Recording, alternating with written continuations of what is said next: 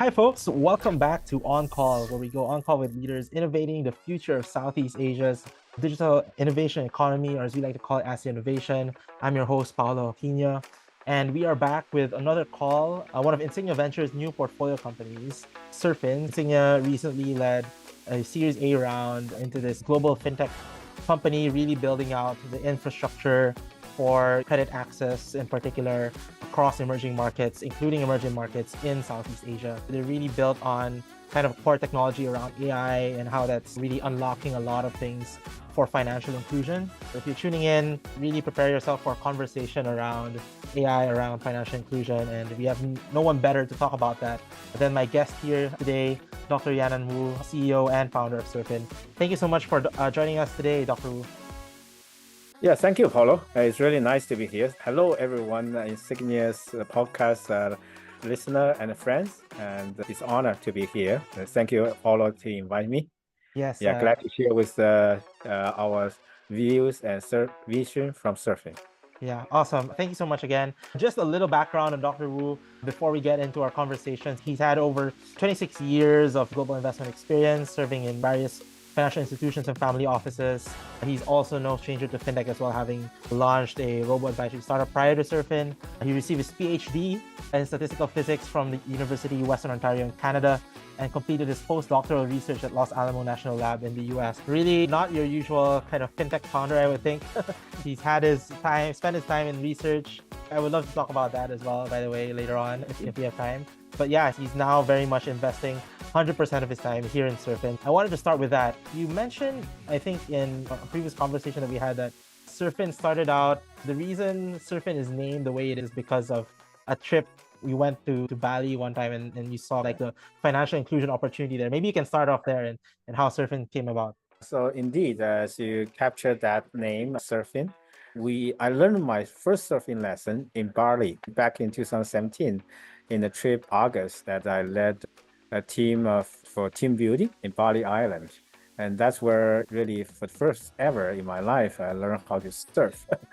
Even though that's really the only chance for me to learn surf. And until now, I'm not a good surfer yet. So why surfing and how surfing get started? So I think the name it captures, when we were in Bali Island, and that's my first time, right, in Indonesia. So I was so impressed by the young demographics and their consumption desire of the young consumers in Indonesia. They ride on bicycles, they enjoy life, they have such a happy, joyful attitude in their daily living. And so I was so impressed. And on the last day of the Bali trip, we were in Jakarta, ready back to home. We will stay in one of the five-star hotel in Jakarta, Grand Hyatt. As anyone who has been in Jakarta would get familiar, it is a fancy shopping area in Western Jakarta. So it's a Plaza Indonesia, Grand Indonesia, around the Grand Hyatt, that hotel.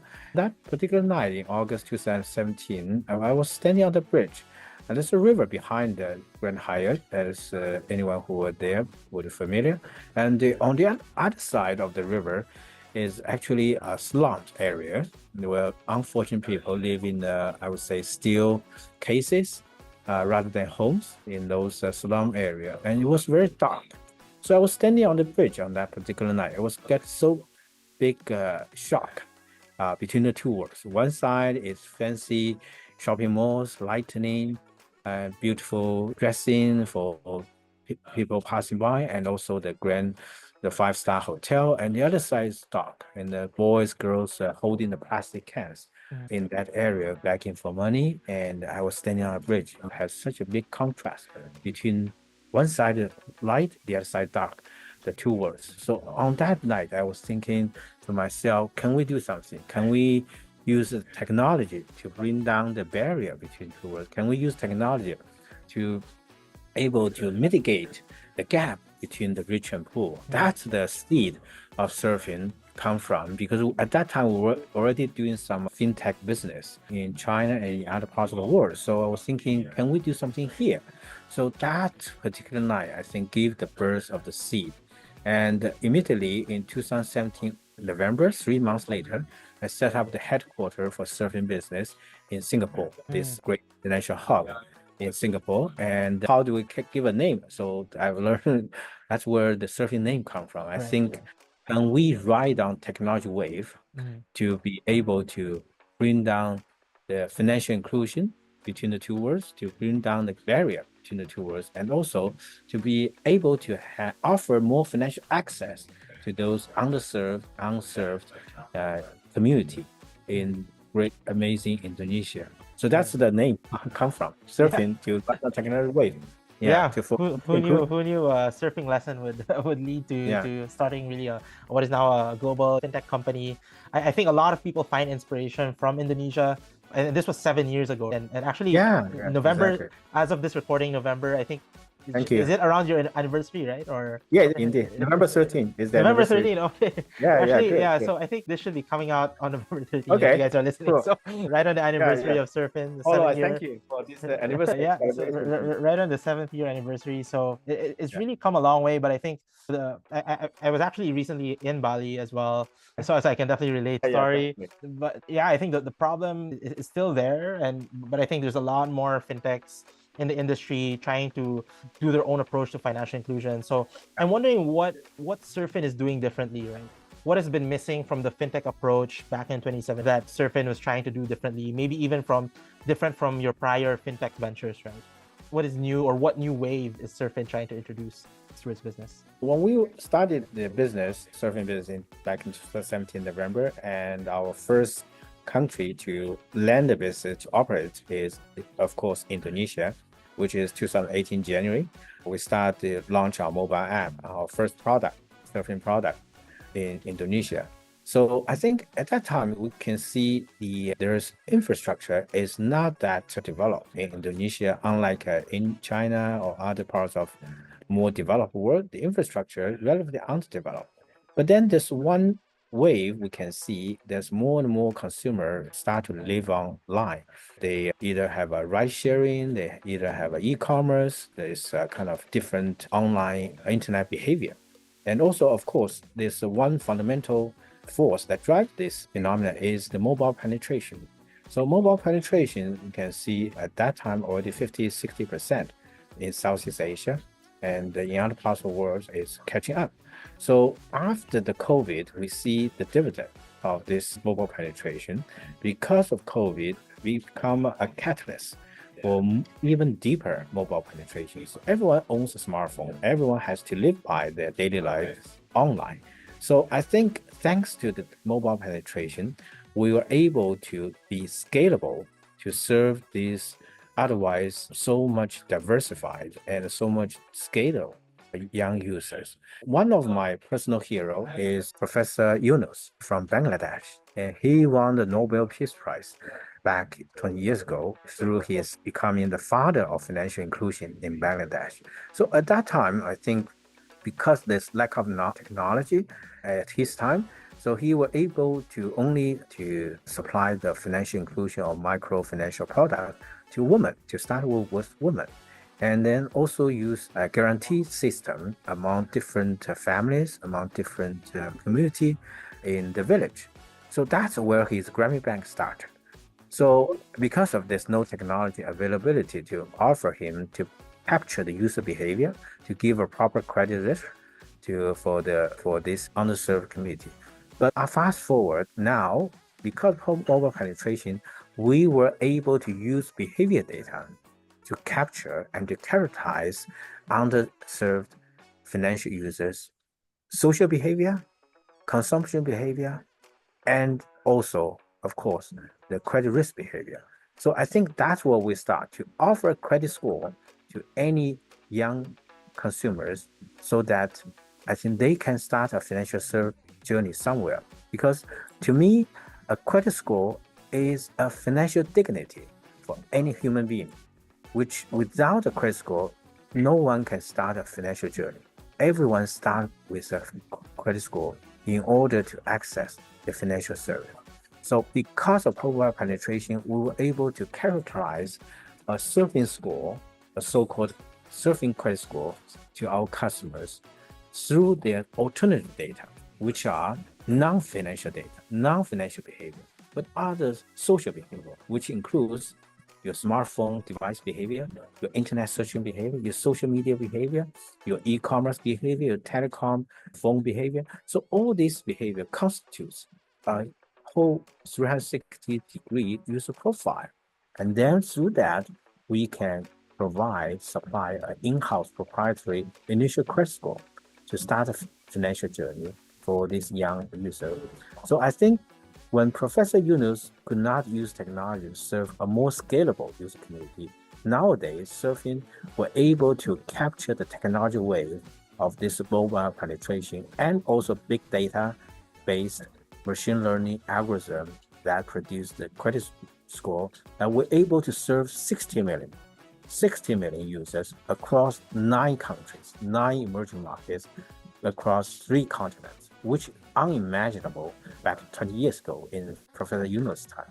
So I think that's also, we benefit from the technology dividend. We benefit from AI technology. We benefit from this scalable alternative data that produce the user's credit risk behavior. We were able to start the journey for them.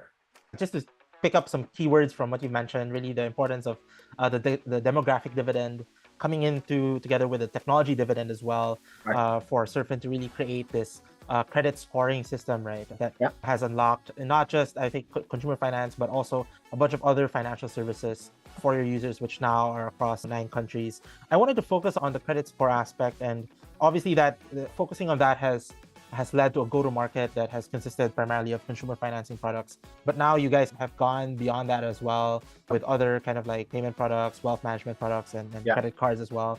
How do you see the credit score being fundamental to really creating this entire ecosystem of other financial services that you could provide?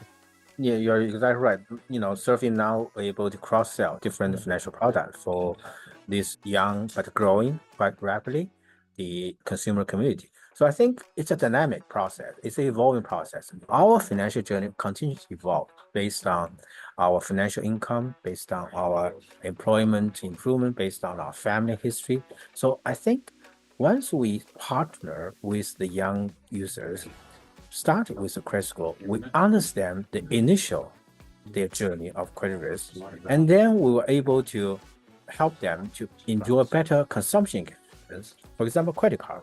I know buy now, pay later may be popular in Southeast Asia, but a different approach is through credit card, which otherwise can still help young consumer to go anywhere, to go with any merchandiser through credit card. So that's why we partner with Visa to issue Visa card in our own brand name called Surfin Visa card. Then we're able to collaborate with, for example, Costco, KFC, Walmart, Cineplex, that we were able to collaborate with different merchandisers to help our young consumer become their merchandisers, also consumers, so that we can help them to have a synergy, to have better consumption experience. Because they now own a credit score, they are able to use credit card. They're able to have build up a credit history.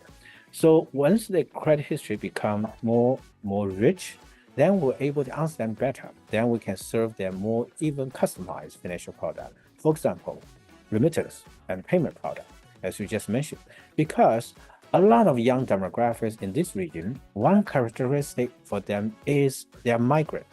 They're not necessarily localized or fixed in one particular area, in one particular country. They always find another employing opportunity. They always travel or consume cross-border. ASEAN region is a very dynamic region, and it's a lot of mobility. Because now they have smartphone, now we have so impressed by this digital technology. We don't have to live in one fixed place. We are able to mobile. Let alone, there's a lot of migrant workers in different regions. So we are able to help serve those migrant workers who work in other countries' industrial park, to work in other countries' production chain, to work in other countries' service industry. Then there's a pain point for them. How do they send money transfer? How do they, easily to not only work, get income one place, but also to help send money back to their hometown to support the kids, go to education, go to school, to support their parents, to have a better life. Someone has to help them to have a more convenient, more smart, more cheap cheaper money transfer facilities. So that's what we do, that we were able to serve the migrant workers. We were able to serve the migrant service industry participants so that they can enjoy better cross-border employment opportunity, cross-border consumption opportunity. So I think that's when their life journey evolves. We follow them, we partner with them. And eventually they become middle class. Once they become young, white collar, they have kids, want to go to school, they want to save the money for the kids, for better schooling, for better education, in the longer term, go to college, and they may think about their retirement for the longer term. Then there's a wealth management, how to provide robot advisor based, more smart wealth technology. So I think nowadays where everyone talk about AIGC, right? So in the longer term, financial service has to be based on AIGC technology, has to be based on a prompt-driven, more interactive, more individualized, and more smart, intelligent wealth management service. So that's what we aim for, so that this young consumer base and young middle class can enjoy more chattable, more interactive, more intelligent financial service, including wealth management product. So that's what we summarize the 4 techs for Surfin that we concentrate on. Lend tech, that's just starting to give a credit score, to give initial journey, a kickoff for lending and the credit history journey for the young consumer. And then the pay tech, so that remittance payment can help them enjoy better consumption. And then credit card, card tech, and then the wealth tech. So multiple financial product can be attached to Surfin, and then to help them to understand better and serve them better eventually. Yeah, no, I think thank you for illustrating that, and not just running through the products, but also illustrating how it might impact somebody's life, especially the typical middle class journey in Southeast Asia. I think that your point about the migrants is something that a lot of fintechs here, even in Insignia's portfolio, are approaching from many different angles. Surfin has its credit approach and remittance approach. I was talking to Brankas earlier this year about an open finance approach. Right. And then you have a stable coin approach as well. So there's many different approaches, but they're all like trying to ride on the nature of this demographic being very mobile, as you mentioned, and a lot of cross-border work being done. One point that you did mention earlier when talking about Surfin's product trajectory is the fact that I think you started the credit card in Latin America, and I think the wealth management side you initially launched in Indonesia. So maybe you can share a little bit about what are the interesting differences in fintech adoption, right, across you mentioned 9 countries. Is it, for example, credit cards more widely adopted in Latin America? Is it easier to launch there? Is wealth management easier to launch in Indonesia because more people are into investing or what? Yeah, maybe you can share a little bit of what you've learned over the last 7 years. Yeah, thanks for bringing that up, Paulo. So I think, it's very unique for Surfin among the financial industry that we are one of the few fintech that can go so many countries and to scalable with so much wider user base, with 60 million users across 3 continents, 9 countries, as I just mentioned. So I think we do observe a different user behavior, do observe different credit cycle, and do observe in a different country, ethnical group, and culture behavior. So I think that's the benefit of Surfin for the last 6 or 7 years, that we're able to stress test whether it's a risk model, whether it's an operating model, whether it's a user profile model, so that we're able to stress test and also fine-tune our model to customize and to localize for different countries. Like you just mentioned, Mexico is so different from Southeast Asia, right? And of course, our African is also so different from Latin America and the Southeast Asia as well. So I think that's all part of the beauty of the technology, that there's no barrier for technology-wise. It's a matter how we learn, based on data that we're able to share with the consumer, that we will learn the localized behavior and then offer appropriate financial product that's localized to each country. That's why it's just mentioned Mexico, we start with credit cards. Of course, Visa appreciate our global partnership with Visa, that they're able to penetrate to younger consumer demographics, which otherwise they probably cannot penetrate through traditional bank channels, and they cannot penetrate through by themselves. So I think they appreciate we own 60 million users and also be able to serve so many countries. So Visa able to ride on this wave to together we can jointly serve a younger consumer base in different emerging markets. And more importantly, they appreciate that we have not only financial data of this user, but also the behavior data, different social behavior data of the users that which otherwise Visa could not access, and also to train their system. So now we're able to collectively have a synergy partnership that are able to understand and serve them better with credit cards. Southeast Asia may be different. South Asia, their GDP per capita is different. For example, Indonesia, India, two quite different markets. Their GDP per capita different, their cultural behavior different, and the financial service, the infrastructure is different. But then I think Southeast Asia and South Asia represent two growing middle class in the longer term. That's why wealth management will be deeply rooted in these two great markets. So I think now it's a time that we help to nourish the soil for the growing middle class so that when they mature in their wealth, in their family financial demand, then able to help them to enjoy a long-term wealth management, more smart service experience. That's why we have a mutual fund distribution license, apparatus license in Indonesia that we provide IOVest in Indonesia for online apparatus mutual fund distribution for our young engineers, young lawyers, young doctors, young professionals in Indonesia. When they start, they raise up the young family and support their kids for going to school for the education fund, long-term education fund, so that in 13, 14 years, when their kids become 18, they go to college, they save enough for the college education. When they go for another 20, 30 years, then they may think about retirement, they can follow target date retirement financial planning. So all these financial products, the SIF product or the government bond, corporate bond, different financial instruments, mutual funds can help them to allocate their wealth wisely. But they need someone offer them a tool, offer them a smart advisory service.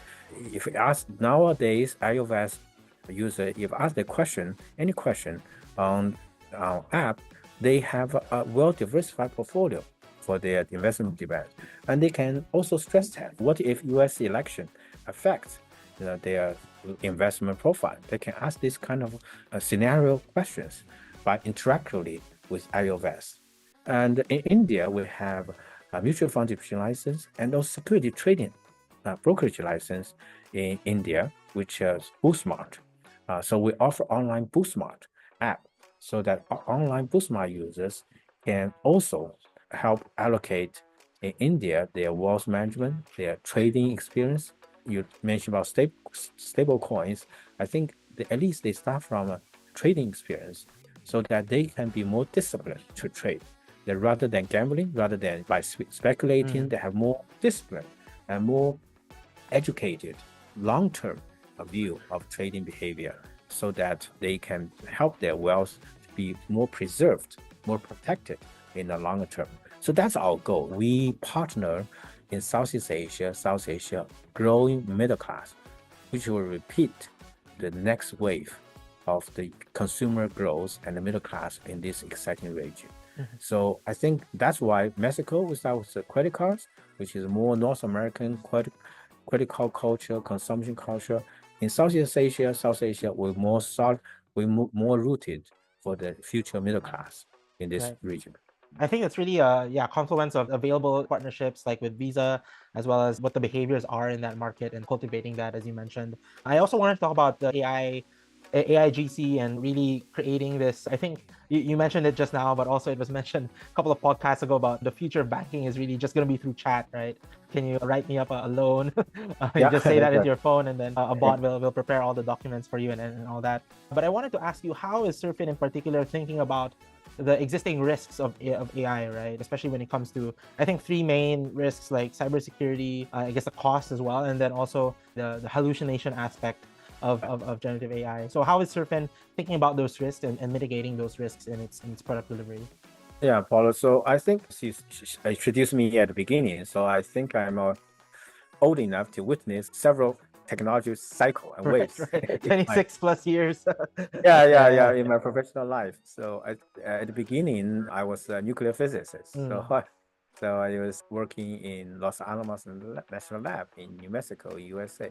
At that time, in another chip is not small enough. So whatever computing power based on how large a computer is. That's why when I at work in the Los Alamos National Lab, we use their connection machine. That time, a very powerful supercomputer to model physical phenomena and a critical phase transition, that kind of research. And then later on, joined Wall Street as a quantum trader to use models, to use data to capture the arbitrage and investment opportunities and this risk pricing in capital markets, whether it's bond, whether it's equities, whether it's a currency or derivatives. That's why I manage pensions, insurance, endowment in Canada using the technology, using the data, using the model at that time as a neural network early form. And nowadays, now with AI technology, we were able to serve so many users, so across different continents. That's really thanks once again, as I just shared about the AI, that big data that become more popular because there's more and more data. That's really will benefit from big data nowadays. So now I think we're entering a new era. We're witnessing a new era, the AIGC era, meaning that they're more and more interactive and prompt-driven financial service we're able to access and to monitor and to transform the whole financial industry. So that's why I believe in the past I worked in the second largest bank in Canada. I work in one of the largest Asian security firm in Asia, and also insurance like Eastspring. So I think at that time we only able to serve using a so-called quantitative investment model to allocate wealth to build efficient frontier for wealth allocation. But now with AIGC, everything can be dynamic. mm, Any I use this US election again, where Super Tuesday, USA election cycle. You can ask any question. What's a US election effect? What's an oil shock? When US dollar becomes so strong, whoever is back to power, then what will happen to my investment portfolio? What shall I do the allocation? The young investors and the future investors has to be more interactive, more dynamically served. They have so many questions every day, and the capital market evolving. Volatility becomes so rapidly change every day. It's not a still portfolio anymore. It's more dynamic. So that's what I imagine in the new AIGC area. A security firm, a trading firm, a mutual fund firm doesn't exist anymore, quote mm, unquote. In a sense, it's embedded in everyone's investment demand and daily financial activities. So that's why in the future, a bank is not a physical bank, it's an open bank. It's a bank license plus a few API channels. It's API-able to anybody, API-able to anyone's circumstances. So I think that is AIGC's area that we transform the financial industry from a traditional physical sense to more open sense, to mm. more API-able sense. So even beyond that, more prompt sense. That's why I summarize 4 I's: superficial understanding of the future AIGC based of financial service, more interactively, more individually, more intelligently, and of course, more inclusively. So I hope that's what surfing will become in Southeast Asia and South Asia. I enjoy the dividend of big data, I enjoy the dividend of AI technology, I enjoy the dividend of AIG's type of financial service model. Surfin is definitely well positioned to really build out that vision, given the fact that it does play in different kind of financial services. It's not exactly just doing one kind of service. And I think Surfin's soul is really in like the whole modeling aspect of it and really assessing all the data from alternative data that you mentioned earlier. And I think I was gonna ask you how your research background comes into Surfin, but I think you just answered my question already. And I think you really had this career of quote unquote modeling different things in capital markets, financial institutions, and now modeling for credit access and financial inclusion.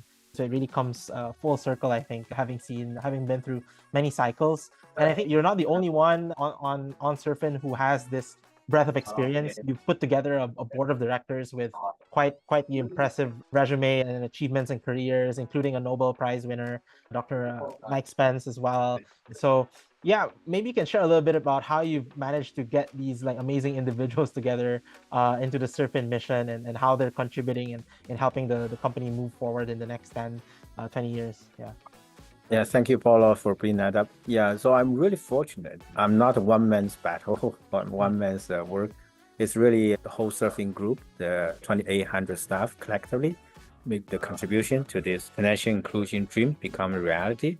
And also, I'm fortunate to have this great board of directors who support this mission and also share the same vision as Surfing. You just mentioned Dr. Michael Spence, who was 2001 Nobel Economic Laureate. Dr. Spence, I met him in a conference in Greenwich Economic Forum, and I was one of the speakers in that forum to share the Surfing's emerging market financial inclusion vision in Connecticut, in Greenwich, North America. And many of my panelists and also the participants for the forum were impressed. And also they also share, even living in North America, they can see the growth and also this application for this financial inclusion in Southeast Asia, South Asia, even in Africa. So they really echo such a growth potential. And one of them is Dr. Spence. Dr. Spence is won his Nobel Economic Laureate Prize in information economics, which meaning that information asymmetry did bring economic progress in any country. So one of the application, of course, from his Nobel theory is that the emerging market have this productivity growth could have opportunity to leapfrog as a bypass opportunity for developed markets.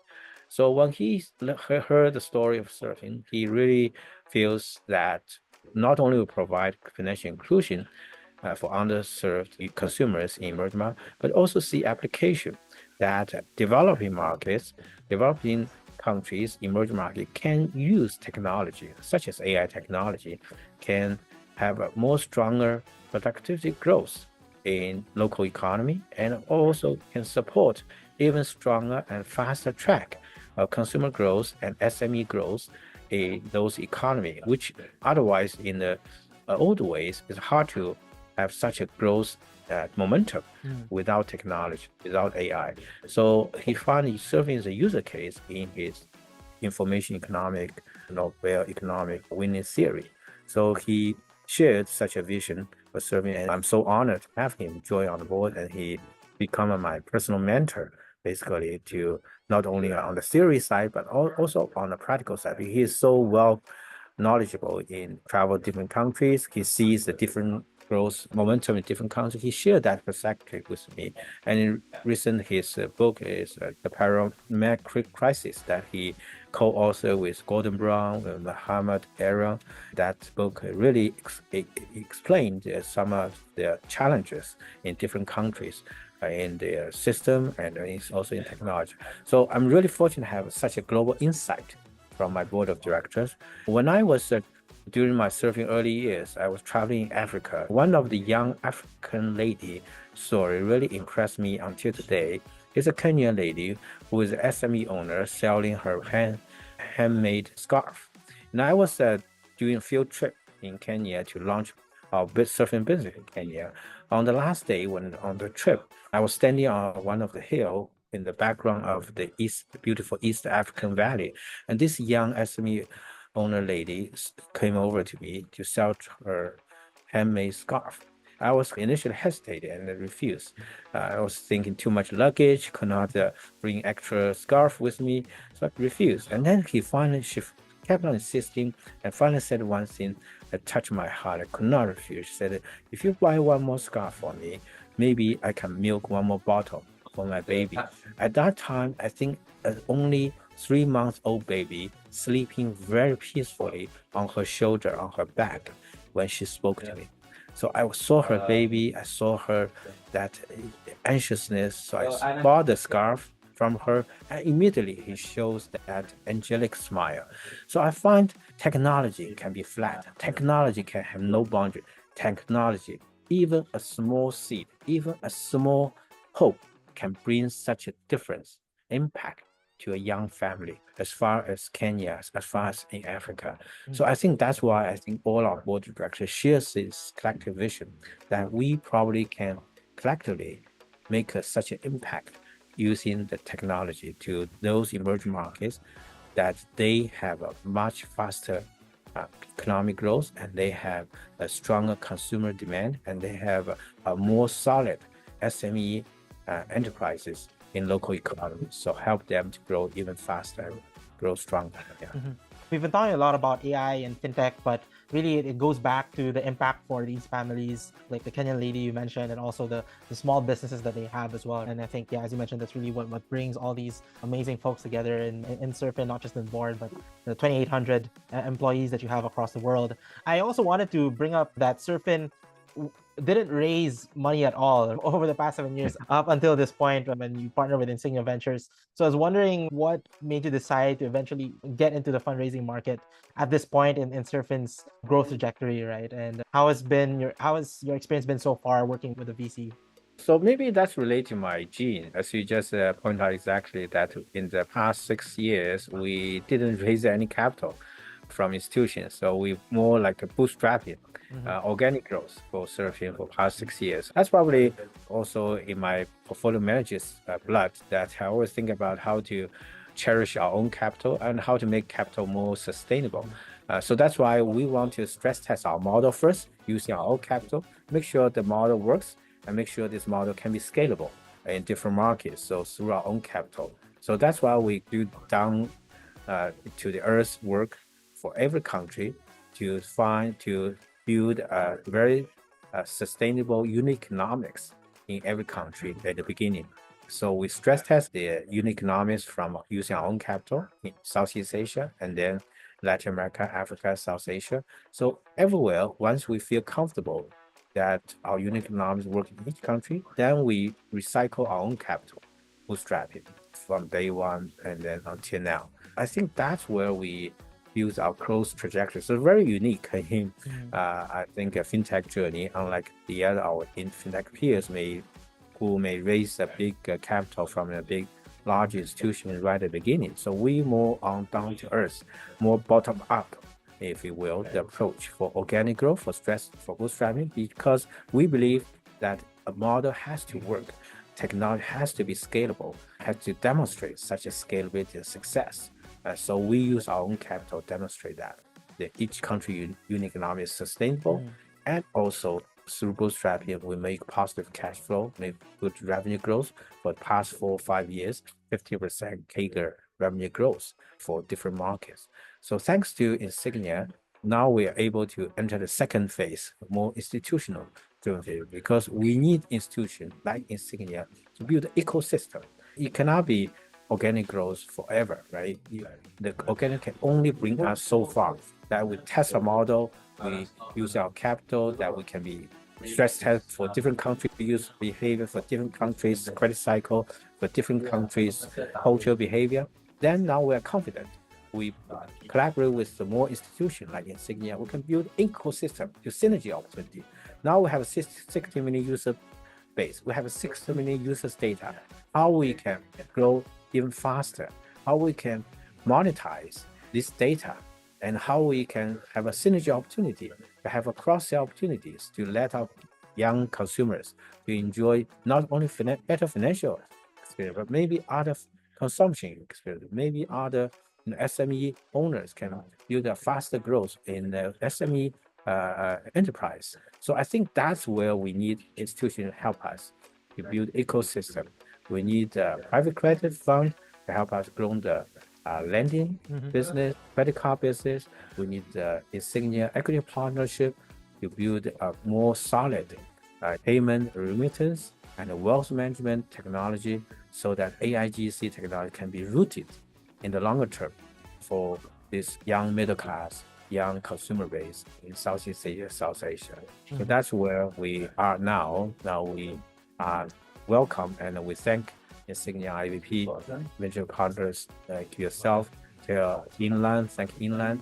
We have such a vision already in fintech so that we can be part of it as well. I think Surfin brings in, I would say, like a new narrative to company building when it comes to venture-backed startups. Typically, you see companies raise a lot initially and then try to figure out where to go from there. But you guys already figured out first what the model is going to be, what find proof, and then raise from that in order to scale and get into the next phase, as you mentioned. So I think a really not a typical, but maybe perhaps a more sustainable way of thinking about company building. And as we wind down our conversation, I wanted to also talk about Surfin has been around for 7 years now, and maybe your answer to this question could be more as well for your employees or 2,800 people working across the globe with Surfin.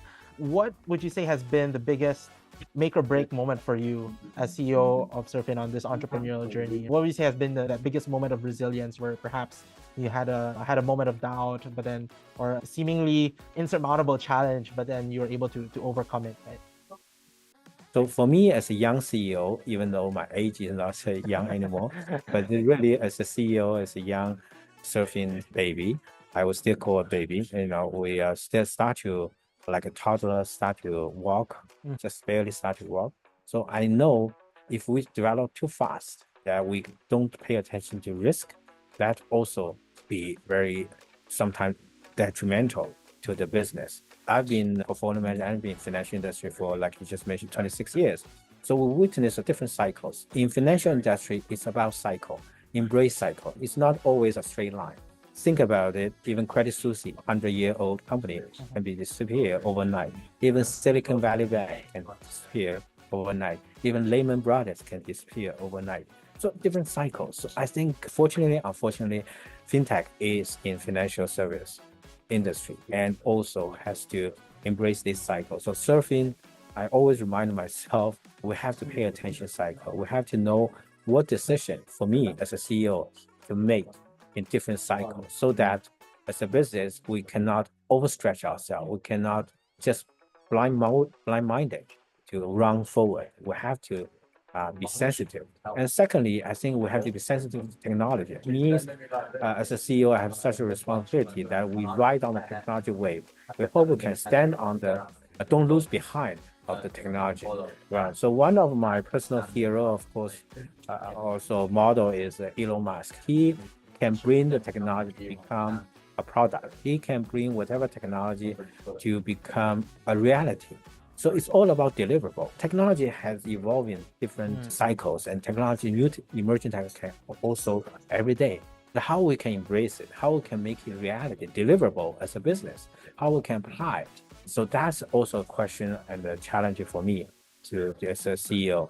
So those two things, I think as a young CEO, I have to keep on reminding myself as I travel throughout different regions, as I sleep on the flight. Basically, there's so many countries I have to look after. So I really don't have time to sit idle. So that's why I split myself, take a red-eye flight to go to different countries so that we can really to be localized. So always I remind my own staff, also myself, the best global company to me is a local company in the first place. So global is probably the word I would use for Surfing, to be able to be a global company for Surfing in so many markets, so many countries, and also to help local consumer to be more local branded, local relevant in a way. As much as you say you're like a baby CEO helping this toddler Surfin walk, it really pays that you've had a lot of this experience already, I think, in order to really be more pragmatic and realistic about the kind of growth Surfin is on, thinking about risk,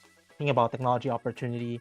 And if there's anyone among our listeners or viewers who are interested in talking more to Dr. Wu about risk, about technology opportunity, you can reach out to them, reach out to his team. I'll leave down the contact details or LinkedIn in the podcast description for you to continue this conversation that we've been having with him on call. And to wrap up this call that we're having, I think, Dr. Wu, you're currently in Singapore, right? Or yeah. I'm at calling in from Marina Singapore. Bay area. I'm in the Marina Bay. Okay. What's the next country you're headed off to? You mentioned you're traveling around all the time. Yeah. Actually, thank you for arranging this podcast at noontime. And I'm flying tonight to Pakistan, to Karachi, at one of the investment summit in Karachi, the Future Summit. and Right. that's tomorrow and after. So I know Singapore Fintech Festival at the same time, so I'll miss this year's SSFF, but I will hope to explore Pakistan, another exciting market. I just came back from Central Asia, in Yeah. Uzbekistan, Kyrgyzstan 2 weeks ago, and also from Hungary, Central Eastern Europe as well. So I think there's a lot more markets out there. So I think I'm a more optimistic person. You can always be pessimistic about a lot of things in nowadays, given so many different factors. But I always think a pessimist may always be correct, but optimists sometimes can make success, can see the silver of lining beyond the cloud, beyond the Right, dark. right. Yeah, Is the power law, I guess, yeah. Thank you. of being an optimist. And before we let you go, if you guys are interested in talking to Dr. Wu about Pakistan as well, do reach out. Yeah. So yeah, once again, thank you for going on call with us, Dr. Wu, and happy 7th anniversary to Surfin. Wishing all the best to the whole company and everybody you work with, and looking forward to maybe having you or another leader from Surfin on call with us in the future to share more great news about the company. Thank you, Paulo, All right. and thank you, everyone.